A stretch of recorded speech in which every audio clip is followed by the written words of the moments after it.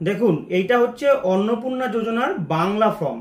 দুটো ফর্ম প্রকাশিত হয়েছে, একটা বাংলা, এটা 12 পাতার ফর্ম, আর এরই সাথে আছে একটা অন্নপূর্ণা যোজনার ইংরাজি ফর্ম।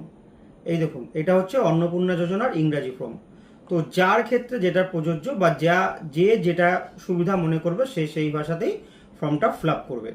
শুরুতেই আমি সবাইকে একটা কথাই বলতে চাই, অন্নপূর্ণা যোজনার ফর্ম সবাইকে ফিল আপ করতে হবে। যারা এতদিন লক্ষ্মীর ভাণ্ডারের টাকা পেয়ে এসছেন তাদেরকেও ফিল আপ করতে হবে। যাদের বয়স সদ্য 25 বছর হয়ে গেছে, নতুন করে ফর্ম ফিল আপ করতে চাইছেন, তাদেরকেও অন্নপূর্ণা যোজনার এই 12 পাতার ফর্মটি ফিল আপ করতে হবে। আবারও বলছি, অন্নপূর্ণা যোজনার ফর্ম প্রত্যেককে ফিল আপ করতে হবে। এটা কিন্তু সকলের মনে এই প্রশ্নটা ছিল, এটা আগে ক্লিয়ার করে দিলাম যে অন্নপূর্ণা যোজনার ফর্ম সবাইকে ফিল আপ করতে হবে। কিভাবে ফিল আপ করবেন আমি দেখিয়ে দেবো। এই বাংলা ফর্মটি আমি দেখিয়ে দেবো যে কিভাবে আপনারা ফিল আপ করবেন। ফর্মটি 12 পাতার হলেও এর মধ্যে কিন্তু প্রচুর প্রচুর প্রশ্ন আছে, প্রত্যেকটা প্রশ্ন ইম্পর্টেন্ট। তো কিভাবে আপনারা ফর্মটা ফিল আপ করবেন চলুন আমি স্ক্রিনে সেটা দেখিয়ে দিচ্ছি। তাহলে দেখুন, প্রথমেই কিন্তু বড় বড় করে লেখা আছে অন্নপূর্ণা যোজনা পারিবারিক তথ্য সংগ্রহের ফর্ম। তাহলে এই ফর্মটাই আমাদেরকে ফিল আপ করতে হবে, যেটা আপনারা বাড়িতেই পেয়ে যাবেন। আপনাদের বাড়িতে ও গ্রাম পঞ্চায়েতের লোক হোক বা বিডিও অফিসের লোক হোক, তারা কিন্তু পৌঁছে দেবে এই ফর্মটি। তো কিভাবে ফিল আপ করবেন? প্রথমে কি আছে? পারিবারিক পরিচয়। 1 নম্বরে আছে পরিবারের প্রধানের নাম। এখানে আপনার পরিবারের যিনি প্রধান তার নামটা লিখবেন। ধরুন এটা তো অন্নপূর্ণা যোজনা মহিলাদের প্রকল্প, তো পরিবারের প্রধান যদি তার স্বামী হন তাহলে কিন্তু এখানে তার নামটা লিখবেন। এবং যদি মহিলাই প্রধান হন তাহলে তার মহিলার নামটা লিখবেন। এবার আধার কার্ড অনুযায়ী, মানে নামটা লিখবেন আপনারা আধার কার্ড অনুযায়ী, আধার কার্ডে যে নামটা আছে সেই নামটা এখানে লিখবেন। তারপরে জন্ম তারিখ, এখানে জন্ম তারিখ, দিন, মাস, বছর, এখানে আপনার জন্ম তারিখ দেবেন। এরপর হচ্ছে পরিবারের প্রধানের লিঙ্গ, পুরুষ, মহিলা না অন্যান্য। ছেলে হলে পুরুষ, মেয়ে মহিলা অন্যান্য যেটা হবে সেটাই টিক মেরে দেবেন। পরিবারের প্রধানের আধার নম্বর, প্রধান যে আছেন তার আধার নম্বরটা এই ঘরে লিখে দেবেন। এরপর ডিজিটাল রেশন কার্ডের পারিবারিক আইডি যদি থাকে। এরপর আছে 6, পরিবারের সদস্য সংখ্যা। একটি পরিবারের সদস্য সংখ্যা কত সেটা এখানে বলে দিয়েছে, শুধুমাত্র সংখ্যায়। আপনার পরিবারে মানে যিনি অন্নপূর্ণা ভাণ্ডারের টাকাটা পাবেন তার পরিবারে কতজন সদস্য আছে সেই সংখ্যাটা এখানে লিখতে হবে। এখানে ঠিকানা, ঠিকানাটা কিন্তু পুরোটা লিখবেন, গ্রাম, পোস্ট, পিএস, ডিস্ট্রিক্ট, পিন পুরোটা লিখবেন, পুরো ঠিকানাটা এখানে লিখে দেবেন। এরপর আছে যোগাযোগ নম্বর, মানে এখানে আপনার ফোন নাম্বার দেবেন। দেখুন পাশে কিন্তু লিখেছে বিশেষত পরিবারের প্রধানের আধারের নম্বর সংযুক্ত মোবাইল নম্বর।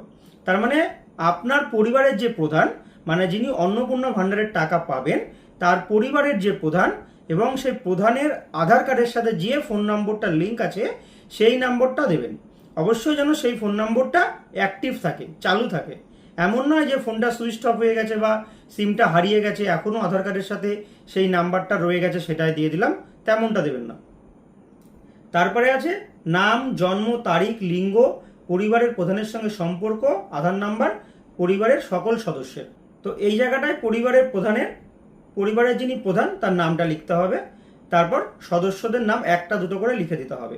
যে কজন সদস্য আছে এখানে 1জন সদস্য, 2জন, 3জন, 4জন, 5জন, মানে 5টা সদস্যের নামে জায়গা আছে। এবার আপনার পরিবারে যদি 3জন সদস্য থাকে তাহলে প্রথমে এইখানটায় পরিবারের প্রধানের যে নাম হবে সেই নামটা এখানে লিখে দিলেন। এবার ইনি যদি অন্নপূর্ণা ভাণ্ডারের জন্য আবেদন করে তাহলে এইখানে যে হ্যাঁ কথাটি লেখা আছে তাহলে এইখানে টিক মেরে দিতে হবে, হলো।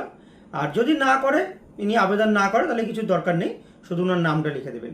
এরপর ধরুন সদস্যদের নামটা লিখলেন, তো সেই সদস্যটাও যদি অন্নপূর্ণা ভাণ্ডারের যোজনার জন্য আবেদন করে তাহলে এই হ্যার ঘরে টিক মেরে দেবেন। এইভাবে একটা পরিবারে যদি 4জন সদস্য থাকে তার মধ্যে যদি 2জনই অন্নপূর্ণা ভাণ্ডারের জন্য আবেদন করে তাহলে কিন্তু এইখানে দুবারই হ্যাঁ হ্যাঁ লিখে দেবেন। এরপর আছে 10 নম্বর, পরিবারের প্রধান এবং পরিবারের সকল প্রাপ্তবয়স্ক সদস্যর ব্যাংক অ্যাকাউন্ট। এই জায়গাটি দেখুন, আপনার পরিবারে যদি 5জন মেম্বার থাকে এবং 5জনের মধ্যে বলেছে যে কজন প্রাপ্তবয়স্ক সদস্য, তার মানে অ্যাডাল্ট মেম্বার যারা, তাদের ব্যাংক অ্যাকাউন্টের তথ্যগুলো দিতে হবে। এখানে HOF মানে পরিবারের যিনি হেড অফ দ্য ফ্যামিলি, তার ব্যাংক অ্যাকাউন্টটা দিতে হবে। পরিবারের যিনি হেড অফ দ্য ফ্যামিলি যিনি, তার ব্যাঙ্ক অ্যাকাউন্টটা এখানে দিতে হবে, তার নামটা দিয়ে দিতে হবে, আর এখানে ব্যাংকের নাম, অ্যাকাউন্ট নাম্বার, আইএফএসসি কোড। এরপর সমস্ত সদস্যদের নাম 1-2 করে লিখে দিতে হবে। এইখানটায় দেখুন কি লেখা আছে, ডিবিটি ক্রেডিটের জন্য আধার লিঙ্কযুক্ত ব্যাংক অ্যাকাউন্ট প্রদান করুন।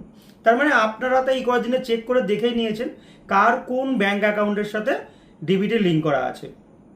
তো যার যে ব্যাংক অ্যাকাউন্টের সাথে ডিবিটি লিঙ্ক করা থাকবে, সদস্যদের যে নামগুলো আপনারা লিখছেন সেই সদস্যদের ডিবিটি লিঙ্ক ব্যাংক অ্যাকাউন্টের তথ্যটা কিন্তু এখানে দিতে হবে। এরকমভাবে আপনারা দেবেন, 4-5টা যতগুলো আছে দিয়ে দেবেন। এরপর 11 নম্বরে আছে epic, head of the family এবং সকল প্রাপ্তবয়স্ক সদস্য বা ভোটার তালিকার অংশ নম্বর সহ।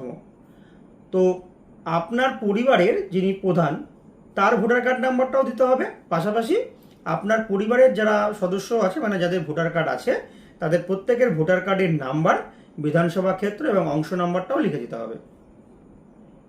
12 নম্বরে আছে বিভাগ, মানে এই যে 12 নম্বরটা দেখুন এখানে বিভাগ বলা আছে। বিভাগ মানে হচ্ছে আপনি কোন ক্যাটাগরির মধ্যে পড়েন, জেনারেল না এসসি না এসটি না ওবিসি না বিশেষভাবে ঝুঁকিপূর্ণ জনজাতি গোষ্ঠী, পিভিটিজি। তো যারা জেনারেল হবে, অসংরক্ষিত ইউআর, তারা কিন্তু যারা শুধু জেনারেল তারা এই যে অসংরক্ষিত এই ঘরটার মধ্যে টিক দেবেন। আর যারা হচ্ছে ইডাব্লিউএস এর ফর্ম ফিল আপ করেছেন, ইডাব্লিউএস ইকোনমিক্যাল উইকার সেকশন যারা, তারা এই অসংরক্ষিত আর্থিকভাবে দুর্বল, তারপরে এসসি এসটি ওবিসি দিয়ে দেবেন। এখানে দেখুন ব্যাকেটে লেখা আছে প্রযোজ্য শংসাপত্র, যেমন জাতিগত আর্থিকভাবে দুর্বল শ্রেণী, ইডাব্লিউএস শংসাপত্র, ক্রিমিলেয়ার শংসাপত্র ইত্যাদি, এটা দেখে নেবেন আপনারা। এরপরে আমি 13 নম্বরে দেখি। আচ্ছা, এখানে ক্ষয়ে বলেছে রেশন কার্ড, খাদ্য ভর্তুকি। এই যে এখানটা দেখুন বিভাগ ক্ষেত্র বলছে কি, আপনার কি ডিজিটাল রেশন কার্ড আছে? ডিজিটাল রেশন কার্ড এখন সবার কাছেই আছে, যেটা হচ্ছে কম্পিউটারাইজড প্রিন্টেড কপি, যেটা আর কি আগেকার দিনের হাতে লেখা যদি কারোর কাছে থাকে তাহলে সেটা কিন্তু ডিজিটালাইজড নয় বা ডিজিটাল রেশন কার্ড নয়। বর্তমানে RKSY 1, RKSY 2, PHH, SPHH, AAY এরকম ধরনের রেশন কার্ড যাদের আছে সেইগুলোই কিন্তু ডিজিটালাইজড। তো কি ধরনের রেশন কার্ড আছে, যদি আপনি হ্যাঁ দেন তাহলে আপনার কাছে কি ধরনের রেশন কার্ড আছে আপনার রেশন কার্ডটি বের করবেন, দেখবেন এই কটার মধ্যে একটা আছে, হয় AAY লেখা আছে বা PHH লেখা আছে। এটা নিশ্চয়ই সকলে জানেন, আমাকে আর বলতে হবে না। 3 নাম্বারটা বলছে পরিবারটি রেশন দোকান থেকে মাসিক রেশন তুলছে কিনা। আমাদের পশ্চিমবাংলায় এমন অনেকেই আছে যারা কিন্তু রেশন তোলে না, যে কারণে দেখবেন অনেকে রেশন কার্ড কিন্তু ডিঅ্যাক্টিভ হয়ে গেছে। তো যদি আপনি রেশন তোলেন তাহলে হ্যাঁ লিখবেন, মানে হ্যাঁ টিক দেবেন, না তুললে নাই টিক দেবেন। পরেরটা আছে গ, এটা বলছে সম্পদ। এই যে গয়ে বলেছে সম্পদ, সম্পদ মানে অ্যাসেট আর কি, আপনার বাড়ির ধরন কি। এখানে 1 নম্বরে বলেছে বাড়ির ধরন, আপনার বাড়িতে কি 3 বা তার বেশি পাকা ঘর রয়েছে।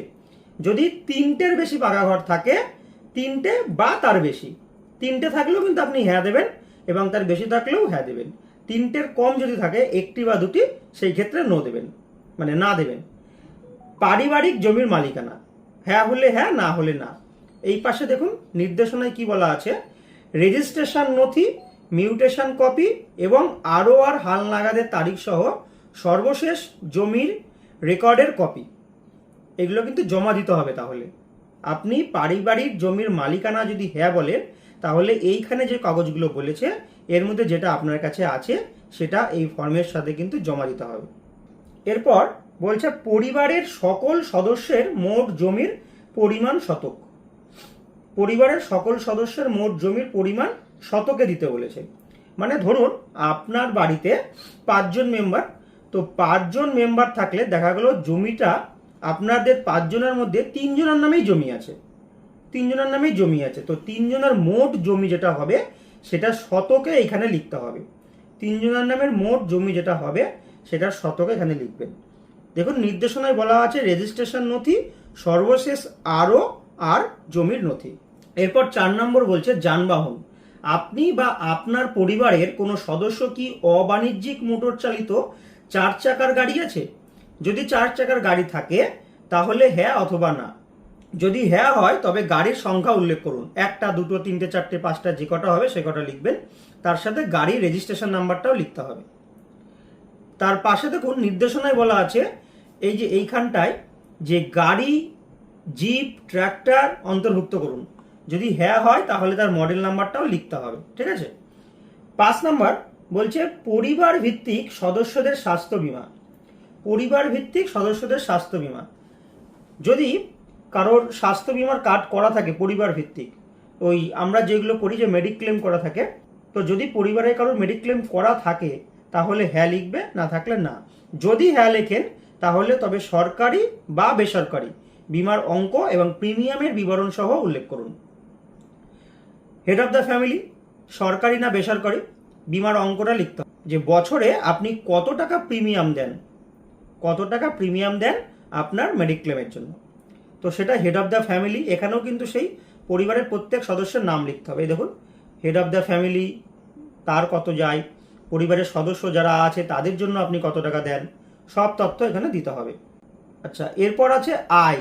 এই যে আয়, পরিবারে মানে আপনার ইনকাম বা প্রফেশন, আয়, ঠিক আছে। কোনো সদস্য কি আয়কর বা পেশাগত কর প্রদান করেন, মানে পি ট্যাক্স দেয় কিনা, যদি দেয় তাহলে হ্যাঁ, না দিলে না। পরিবারের সদস্যদের প্যান কার্ড, এই জায়গাটা একটু দেখায়।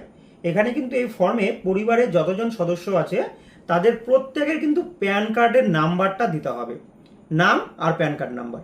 HOF মানে হেড অফ দ্য ফ্যামিলি, পরিবারের যে প্রধান তার নাম এবং তার প্যান নাম্বারটা দিতে হবে। এরপর আছে কর্মসংস্থানের ধরন। এই দেখুন কর্মসংস্থানের ধরন, পরিবারের প্রধান যিনি তিনি কি ধরনের কাজ করে, তো এখানে সরকারি ক্ষেত্রে কাজ করে কিনা, বেসরকারি ক্ষেত্রে বেতনভুক্ত কর্মচারী কিনা, সংগঠিত ক্ষেত্রে স্বনিযুক্ত বা আংশিক সময় কর্মরত কিনা পার্ট টাইম, অসংগঠিত ক্ষেত্রে স্বনিযুক্ত পরিযায়ী শ্রমিক কিনা, বেকার না অন্যান্য। তো যেটা হবে সেটা দেবেন। এখানেও কিন্তু সেই একই, পরিবারের প্রধানের সাথে বাদবাকি যারা মেম্বার্স আছে তাদের ক্ষেত্রেও যার ক্ষেত্রে যেটা প্রযোজ্য হবে সেই ঘরে টিক দিয়ে দেবেন। এরপরে আছে 4, পরিবারের শিক্ষিত প্রাপ্তবয়স্ক সদস্যদের সংখ্যা এবং পরিবারের অশিক্ষিত প্রাপ্তবয়স্ক সদস্যের সংখ্যা। শিক্ষিত প্রাপ্তবয়স্ক কতজন, এখানে দেখুন ড্যাশ শিক্ষিত প্রাপ্তবয়স্ক সদস্য, এখানে যে কয়জন শিক্ষিত হবে সেই কয়জন শিক্ষিত প্রাপ্তবয়স্ক দেবেন, আর ড্যাশ অশিক্ষিত প্রাপ্তবয়স্ক সদস্য, যে কয়জন অশিক্ষিত মানে পড়াশোনা জানে না সেরকম যে কয়জন সদস্য আছে সেই সংখ্যাটা লিখবেন। এরপর হচ্ছে পরিবারের প্রধান শিক্ষিত না অশিক্ষিত, আবার সে একই রকম, পরিবারের প্রধান এবং মেম্বার সহ তারা শিক্ষিত কে অশিক্ষিত নাম লিখতে হবে, আর তাদের শিক্ষক শিক্ষিত না অশিক্ষিত সেটা লিখে দিতে হবে, এবং সর্বোচ্চ শিক্ষাগত যোগ্যতা কত সেটাও কিন্তু লিখে দিতে হবে। এরপর আছে 5 নাম্বার, কোনো সদস্য কি কোনো সাংবিধানিক পদ, মন্ত্রী, সাংসদ, বিধায়ক, পৌর স্থানীয় সংস্থা এবং পঞ্চায়েত সংস্থার প্রাক্তন বা বর্তমান ধারক, মানে আপনার পরিবারের যে মেম্বারদের তথ্য আপনি এখানে দিচ্ছেন তাদের মধ্যে বা পরিবারের যিনি প্রধান তাদের মধ্যে কেউ যদি সাংবিধানিক পদ পেয়ে থাকে, মন্ত্রী হতে পারে, সাংসদ হতে পারে, বিধায়ক হতে পারে, পৌর স্থানীয় সংস্থা এবং পঞ্চায়েত সংস্থার প্রাক্তন বা বর্তমান ধারক যদি হয়ে থাকে তাহলে এখানে হ্যাঁ হলে হ্যাঁ, না হলে না, এবং যদি এই পদে থাকেন তার সদস্য নাম কত। কোনো সদস্য কি সরকারি পেনশনভোগী, আপনার পরিবারে যে 5 জনা বা 6 জনের নাম দিচ্ছেন তার মধ্যে যদি কেউ পেনশন পান, সরকারি পেনশন, হয়তো আগে চাকরি করতে এখন পেনশন পান, এমন যদি কেউ হয়ে থাকে তাহলে হ্যাঁ লিখবেন, না হলে না লিখবেন। যদি হ্যাঁ হয় তাহলে কিন্তু পেনশন স্লিপ এর সঙ্গে দিতে হবে। 7, কোনো সদস্য কি জিএসটির অধীনে নিবন্ধিত আছে, যদি কারো নামে আপনার পরিবারে কোনো সদস্যর নামে জিএসটি থাকে তাহলে হ্যাঁ দেবেন, না হলে না দেবেন। যদি হ্যাঁ হয় তাহলে জিএসটি নাম্বারটা কিন্তু লিখতে হবে। পরিবারের মোট বার্ষিক আয় কত, আপনার পরিবারে যতজন উপার্জন করে তাদের প্রত্যেকের টাকা যোগ করে যে টাকাটা আসবে সেই টাকাটা আপনাকে অঙ্কে এইখানে লিখে দিতে হবে। প্রত্যেকের বার্ষিক আয় যোগ করে যে সংখ্যাটা আসবে সেই সংখ্যাটা এখানে লিখবেন।